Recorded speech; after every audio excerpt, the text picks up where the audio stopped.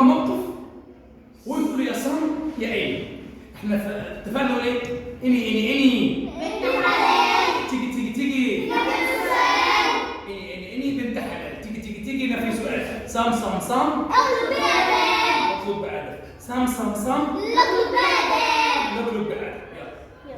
بقول لك ايه؟ هات لي شويه بلالين هنا صم وشويه جاتوهات هنا صم وكراسي. انا عايز كراسي تيجي هنا شويه صم وشويه العيله برضه تسكتهم صم وشويه يا ساتر الصداع ده.